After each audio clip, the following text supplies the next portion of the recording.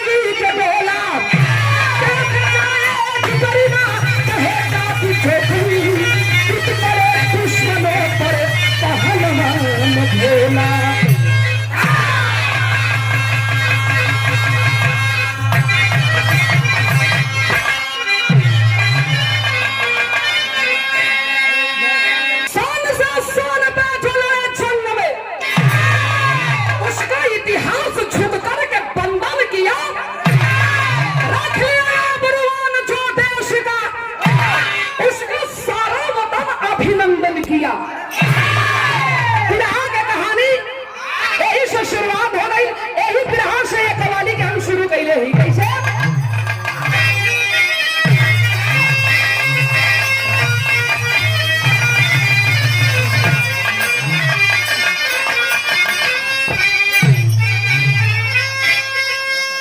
यही कवाली का टुकड़ा बात कहां अरे बहे खून मेरा अरे बहे खून मेरा चमन के लिए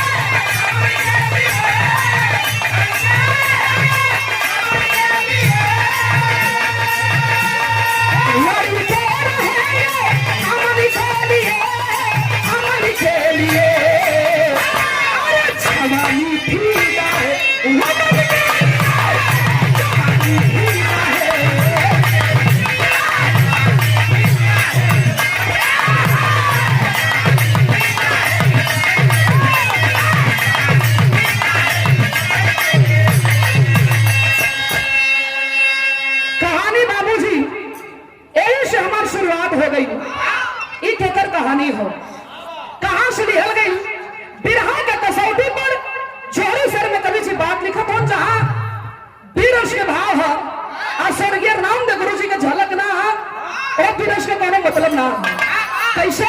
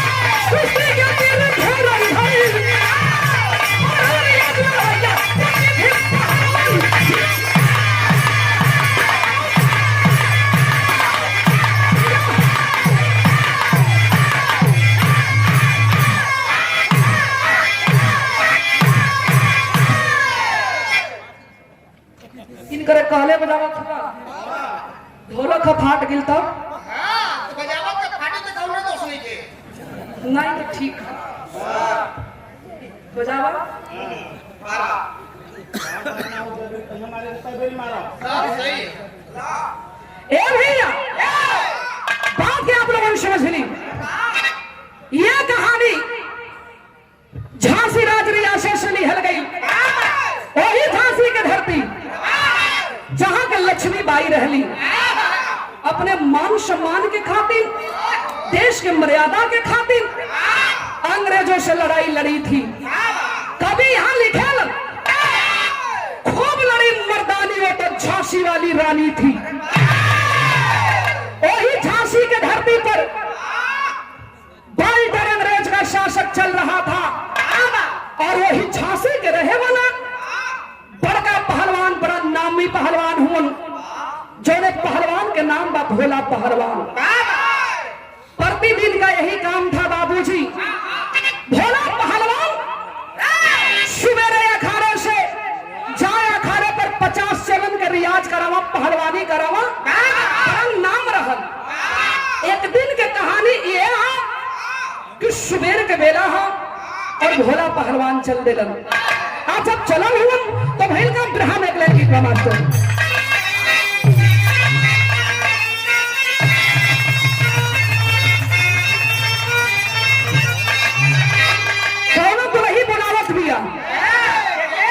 बिजलाल जी 4 बजे भोर वहां के हाथ में जंघिया निमोटा ले हुए ने एक काली पर लाठी रखलन, लाठी रख के चलन हुन। कैसे चलन हुन?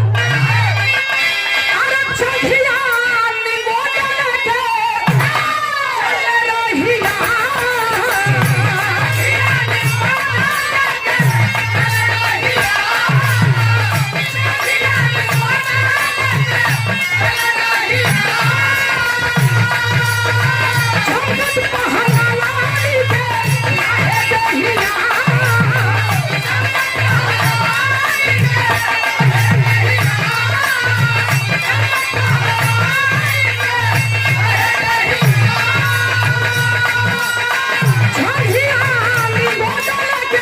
चल रहिया,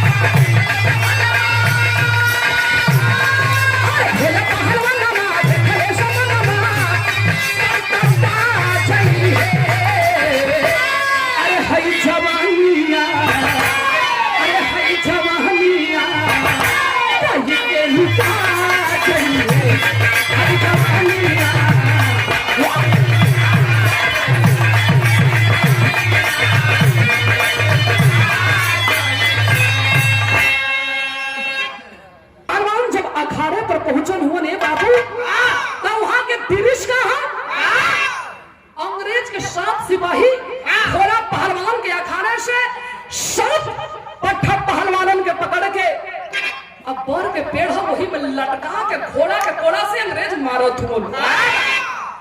अरे बाप रे बाप, भोला पहलवान देख ले, आंख में आंसू आ गया और कहते हैं अंग्रेज छोड़ दे, ये हमार चेला ना, हमार बच्चा, हमार बेटा, हमार भाई, जो कुछ भी करना है मेरे साथ कर ले, लेकिन ये बच्चों के छोड़ दे।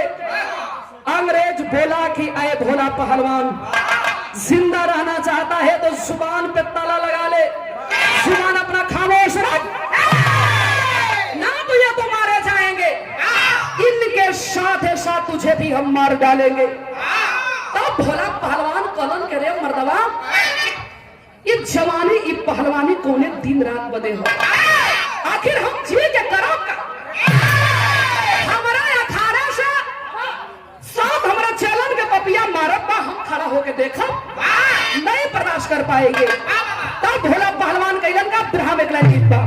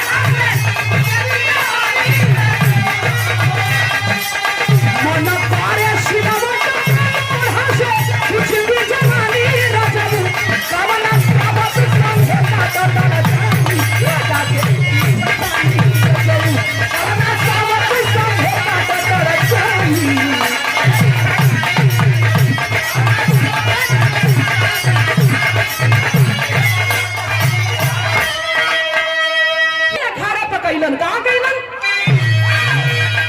अरे पीठा होई उमरल जवानिया जवानी है बेकार हो जाई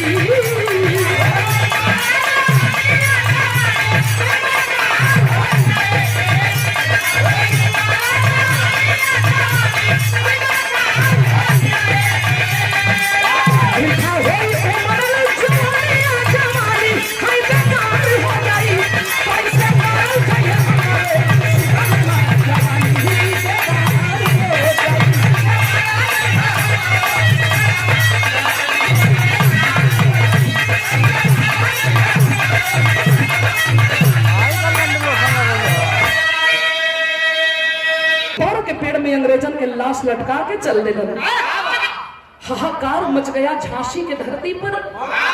बाल्टर अंग्रेज के पता चल गया, पागल हो गया अंग्रेज। ये कौन है, ये कौन है कि जो हमारे साथियन के मारकर और उसका लाश पेड़ पर लटका के चल दिया। अंग्रेज के एक सिपाही बोला कि साहब उसका नाम है भोला पहलवान, झांसी के बहुत बड़ा पहलवान है। अपने साथियन के साथ में जब पहुंचा है बाल्टर अंग्रेज देखता है कि सातों हमारे सिपाही वही फांसी पर वही पेड़ पर झूलत हो, उनके लाश झूलत हो। आग बबूला हो गया, आंख में खून उतर आई और ऐलान कर दिया, भोला पहलवान 24 घंटे के अंदर अंदर तुझे पकड़ के और झांसी के बीच चौराहे पर मारेंगे, तब ये बाल्टर अंग्रेज शांत बैठेगा। ए भैया आखिर अंग्रेजवा कैलाश का बिरहा में एक लाइन गीत बा,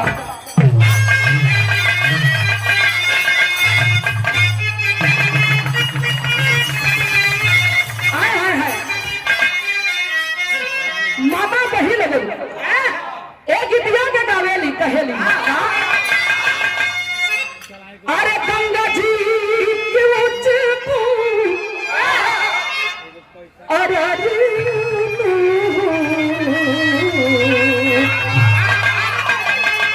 अरे गंगा जी के ऊंचे है जहवा बैठा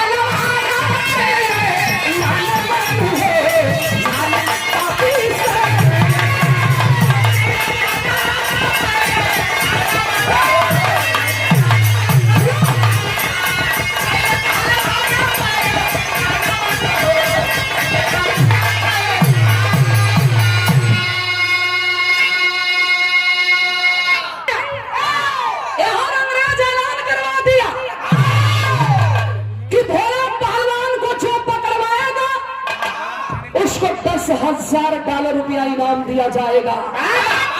चप्पा चप्पा अंग्रेज घेर लिए, चारों तरफ नाकाबंदी करवा दिया।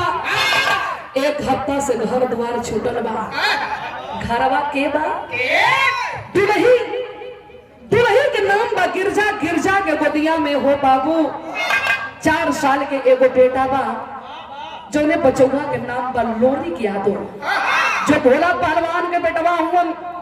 एक हफ्ता बीतल हा, चप्पा चप्पा अंग्रेज घेरले हुन।